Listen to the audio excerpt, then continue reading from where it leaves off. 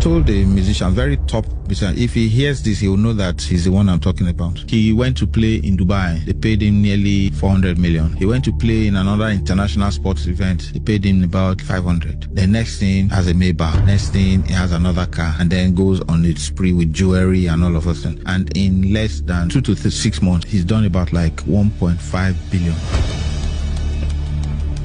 Would have bought land and done an event center and put a powerful studio upstairs. People will come there and shoot and do their music, this thing, the venue, and then even bring money enough for him to buy anything he wants to buy. Then it was time for him to get married and he had to use the hall. But if we built the hall, he wouldn't have needed to spend the money for the hall. Ashake wanted to do his concert in London and applies to a bank and says, I need a loan of 1 billion. I want to organize a concert in London. They won't give him because it's Ashake, right? A car dealer goes to the bank and says, I want to import 12 cars. They will give him the money. He will bring the cars in and put it in his shop. He can't sell them in 1 week. The cars will be in the shop for sometimes 6 months. You drive past car shops, you see how they sometimes 6 months, 1 year. He's still not sold some of those cars. Ashake's concert is one day. He'll make 2 billion. Aliko had some friends who came in and they wanted to go to where the rich men relax in Lagos. There was nowhere he could take them to. Ikoyi Club. They're talking of Russian oligarchs that want to go to a place where big men relax. Ikoyi Club? No. They ended up going on his boat. When you want to invest in real estate, don't be thinking about sleeping area alone. Invest in other things. A school is real estate. What they're doing in it is just different. A bank is real estate. What they're doing inside it is just different. But we're limited to thinking once you say real estate, it is where people are staying. A casino is real estate. Build the real estate to suit the purpose that the people need it for. Real estate was so scarce. They burned Jesus for Menga.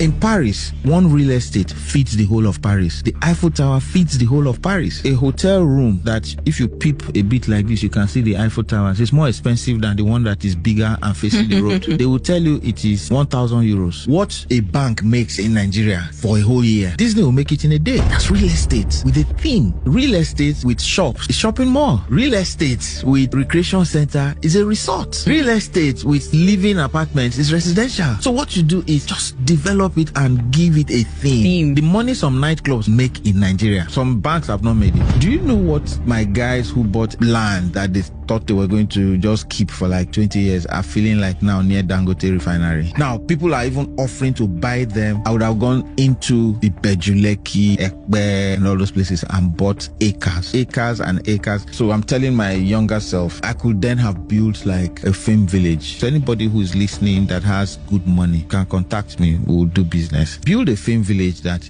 if I drive in with a bus of actors, after 1 week, I'm driving out of there with a movie. The investment is something that will continue to yield because there are many people who want to do movies every day. But let me tell you where the big money will come from. Once you have a film village, somebody like Netflix will tell you, want to lock the place down for 2 years. It's like a police station. There must be a case. If you know that your cousin is not a good doctor, when you are sick, you won't tell them to take you to the doctor. If you know that you have somebody that doesn't know how to cook, when you are very hungry, that's not the person that you will go to. The ones who like to cut corners and not do anything and want to go into shady deals, find out that they've had their fingers burnt different ways and they still don't learn. This land, you're not supposed to buy it, you then buy it. Because government is not saying anything at the time. You start building your places and then next thing you see that after 15 years, one new government comes and wakes up, which is what is happening in Festac now. People are now being sentimental. Oh, you can't throw people out.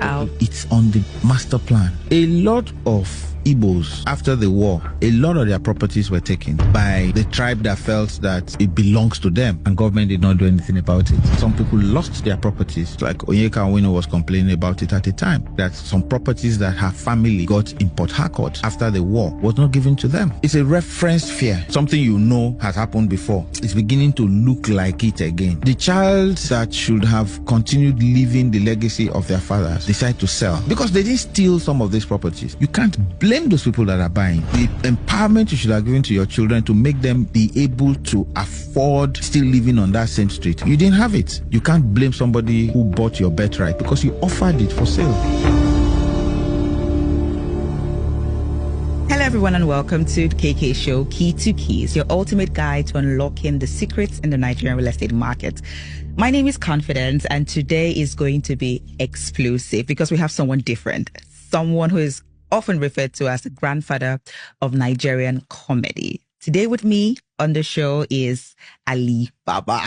Thank you. Thank you very much. Good to have you here, sir. Thank you for having me. Thank you for coming on our podcast. Now, we all know you as a comedian. Yep. Like I said, the grandfather of Nigerian comedy. Yeah. People don't know you as an investor. Okay. So can you tell us your real estate investment journey, how it has been? So for me, it's been learning from masters, learning from people who've been there, people who have threaded the path, and for them, they